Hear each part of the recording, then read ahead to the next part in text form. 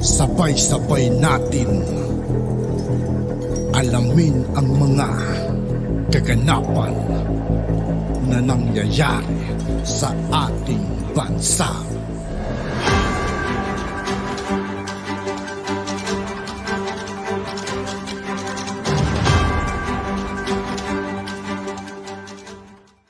Yo, what's up mga kaibigan? This is I2K po again.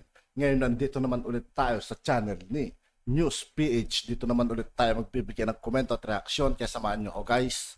Let's go!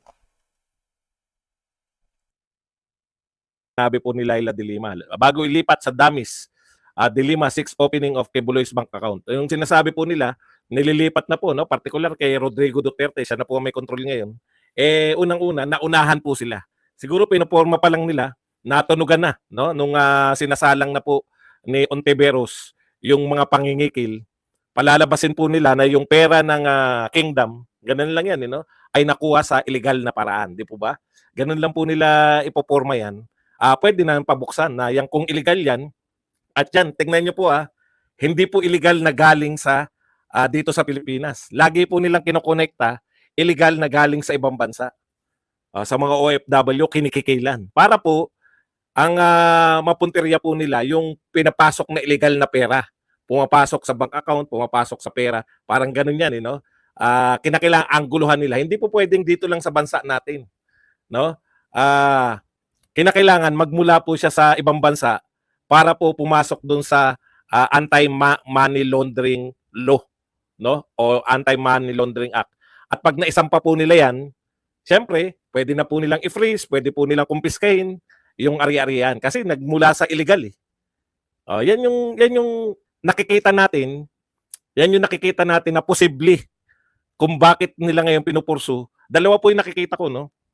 Pinupurso nila yan para talagang mawala na po ng pondo. Naniniwala kasi, siyempre, di ba? Lahat ng oligarko, kontrolado nila, di ba? Ang tinitignan nila ngayon, kahit kontrolado nila, makakapangampanya pa rin si Sara Duterte pagdating sa 2028. Kasi dahil kay Apollo Kibuloy. Iniisip ng mga yan dahil may pera. No? Kaya tirahin na natin. Tirahin na natin ngayon si Apollo Kibuloy. Pati yung pera niya para talagang drug na drug. Wala nang ang kaisa-isang network na susuporta sa mga Duterte, wala na. Yung perang pwedeng ipansuporta sa presidency ng mga Duterte, wala na, di ba? Kaya ang problema nga lang po ng mga to, masyado silang obvious. Obvious na obvious po yung ginagawa nila eh. At yung pagiging obvious nila, naunahan na po sila ng taktika ni Pastor Kibuloy at ni Pangulong Duterte, no? Kaya sabi ko sa inyo, susi yun eh. Napakaganda. Kahit ako, hindi ko naiisip yun eh. Kahit ako, ang pinagtutunan lang kasi natin ng pansin, mahuhuli ba o hindi si Kibuloy. Pero never po natin pinagtuunan ng pansin, teka muna, putya, yung pera nga pala ng kingdom, yung pera nga pala ni Kibuloy, baka targetin din ng pagkukumpiska. Naalala ko lang yung kay Tebes, di ba? Ginawa po nila yung kay Tebes na na-freeze lahat ng asset, etc. Okay, baka ganun yung gawin. Kaya po napakaganda, best move talaga yung kay Duterte na ibinigay kay Pangulong Duterte. Kita nyo naman yung pahayag ngayon. Ni Bulaklak, ni Gate, hindi po pwedeng hindi malaman ni Pangulong Duterte. No? Yan yung mga pahayag ngayon ng mula kay Pangulong Duterte at kay Pastor Kibuloy. Kung iba po ang pinagbigyan nun, halimbawa yung mga second in command ng hindi ko po alam kung sino po yung pangalawang pinuno ng kingdom, di ba? Baka wala pong background sa batas dahil siyempre religious yan eh. Pwede po silang magimikan. Pero kung si Pangulong Duterte na po, sabi nga sa inyo bago pa kayo makaporma, naisip na ni Pangulong Duterte yung mga way para paikutin kayo. Kaya hindi nakaporma yung mga kaso-kaso nila Franz Castro, di ba? Rally-rally pa tayo ron, pero wala po talaga. Okay. Eto pa po, isa pa. Ayun nga, no, malinaw na ngayon na talagang yung alliance, yung ang ginawang Ka-Unit Team talaga, ang tinuluyan ng Ka-Unit Team, itong mga Dilawan at hindi yung mga Duterte. Marami po ako naririnig, no, yung kawalan ng utang na loob. Importante po sa mga Pilipino yun eh. Yung utang na loob. Ngayon, ang naririnig mo na, hindi naman si Sara Duterte nagpanalo. Eh, wala palang silbi si Sara Duterte. Bakit nyo niligawan na niligawan? Wala palang silbi yung mga Duterte sa panahon ng 2022 election ni BBM. Bakit nag-aksaya pa kayo na pumunta sa Davao?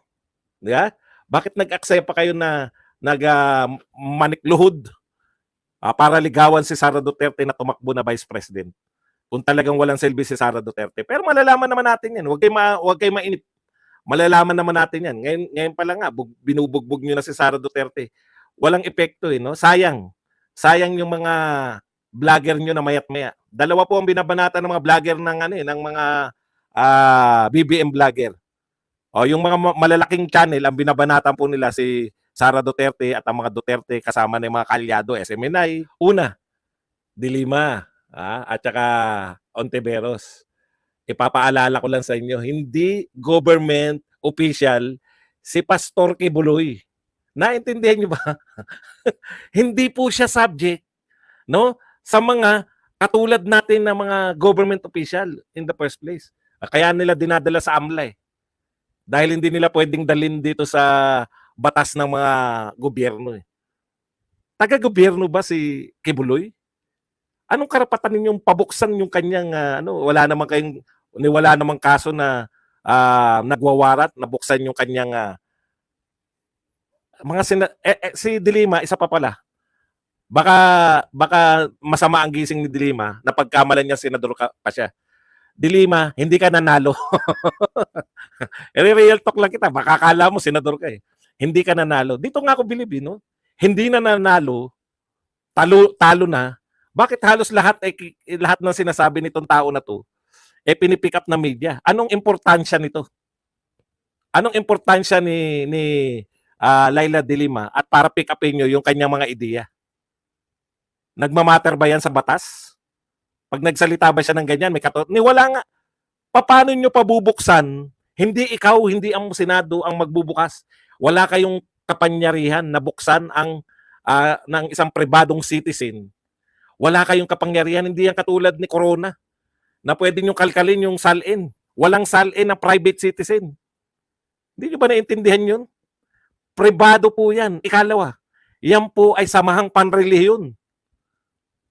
No? Kung kakalkalin nyo po yan, lahat po na relihiyon, kakalkalin nyo. Diyan na kayo matitigok.